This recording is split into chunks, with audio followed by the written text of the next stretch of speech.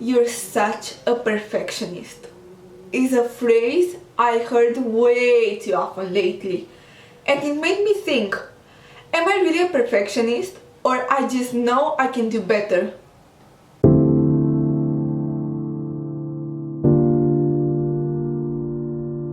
Hi guys, and welcome to the Premed journal. In this video we're talking about perfectionism.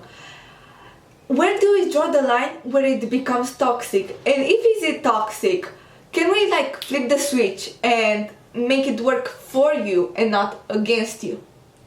Okay, so I got this idea from a language class I took, my fourth language, and I'm a really devoted person and I really put work and focus into my craft, and I really wanted to learn this language because I needed it.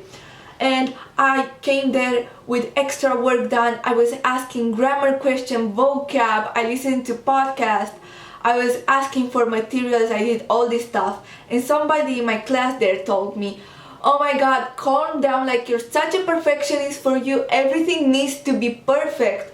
And I was genuinely so confused because I never viewed myself as such. Because for me, striving for perfection is like buying tickets to a train with no exact destination. Because perfect is such a subjective word. It's different for a different person. For example, you might think yourself as perfect, but then other person comes to you and they see you as the most imperfect person they have ever seen. You fit your standard of perfect, but you don't fit their standard of perfect, when in reality both of you are imperfect people in an imperfect world. So it's really subjective what is perfect for you. That's why I strive for better. I buy tickets for better. Everything I do, I think, okay, I'm gonna repeat this, and when I do it for the second time, how can I make it better? How can I add to it? What can I do so there's a significant change to it, right? And I want to talk about a struggle I see a lot on social media lately, and it's I'm gonna quote, when I start a thing and it's not perfect from the first try, I get super frustrated and I feel like giving up.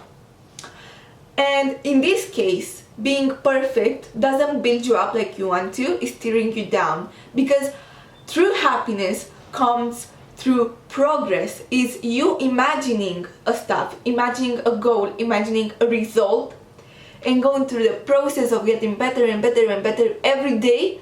And one day you see that result you imagine being reality. And I'm gonna give you a serious example. I'm gonna give you an example, okay?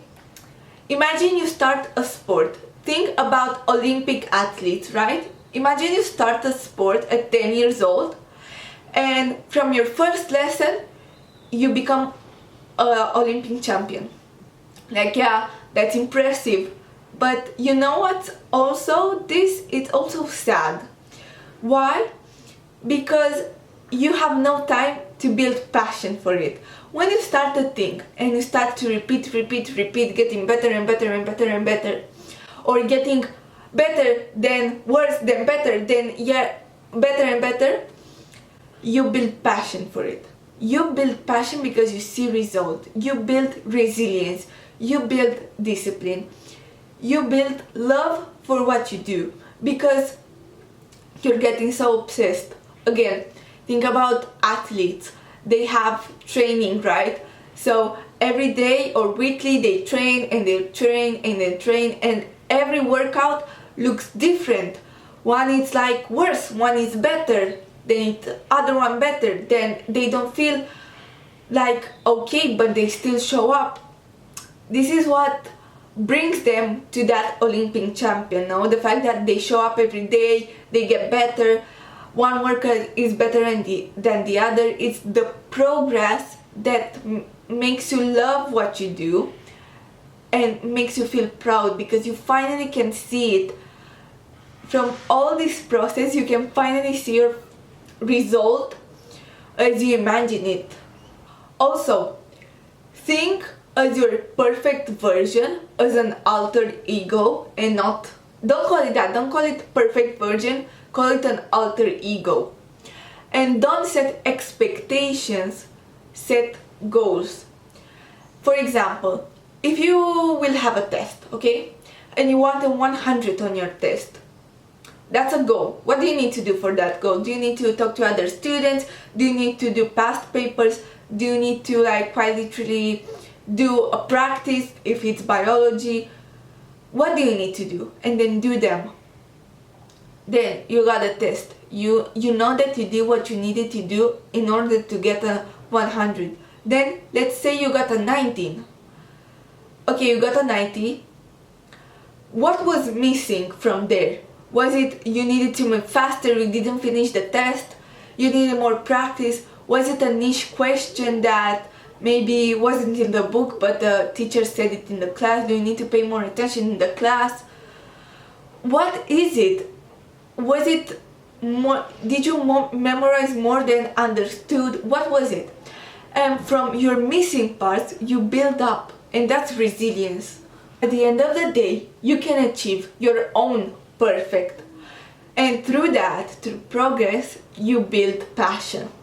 And also, if someone tells you is that you always need to have your things perfect, maybe it's just because you know you can do better. It's just like some people mistake devotion for perfection. Okay guys, that was it. I hope you liked the video. If you have any suggestions or further videos you would like to see for me, or how I can better my content, don't forget to comment down below. I would be really grateful for that. And yeah, that was it. See you next Monday. Bye!